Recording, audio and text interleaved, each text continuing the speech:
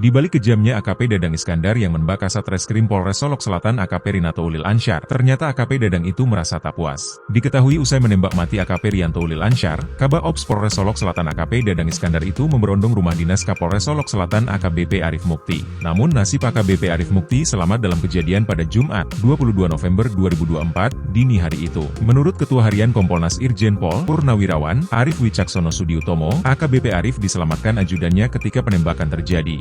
Rupanya begitu Kapolres dengan ajudan mendengar ada suara tembakan 2 kali itu, ajudan membawa masuk ruang tengah. Kalau enggak, karena itu, ujarnya, Senin, 25 November 2024. Sewaktu mengecek rumah dinas Kapolres Solok Selatan, Kompolnas menemukan sejumlah bekas tembakan, antara lain di kaca depan, jendela kamar, dan tempat tidur. Yang ada bekas itu kaca depan, itu tembus sampai ke kursi tamu, lalu di tempat tidur, ini ada kacanya. Kaca pertama, kaca kedua, 3 tembakan, jendela kamar, terus saya cek ke dalam tempat tidurnya kena, bolong, ucapnya. Arif mengatakan, Dadang diduga berniat menembak Kapolres Solok Selatan. Namun, hingga sekarang, motif Dadang melakukan perbuatan itu belum terungkap. Kasus penembakan ini terjadi di parkiran Polres Solok Selatan pada Jumat sekitar pukul 00.15 waktu Indonesia Barat. Saat penembakan berlangsung, hanya ada 2 perwira tersebut di lokasi. Namun, usai mendengar adanya tembakan, personel Polres Solok Selatan mendatangi sumber suara. Di tempat itu, polisi mendapati tubuh AKP Ulil terkapar. Anggota polisi lantas membawa Ulil ke puskesmas. Akan tetapi, setiba di lokasi, Ulil sudah meninggal. Usai menembak mati AKP Ulil dan memberondong rumah Kapolres Solok Selatan, Dadang mengemudikan mobilnya ke Padang untuk menyerahkan diri ke Polda Sumatera Barat. Kini, AKP Dadang Iskandar ditetapkan sebagai tersangka kasus polisi tembak polisi di Solok Selatan ini. Ia dijerat pasal pembunuhan berencana.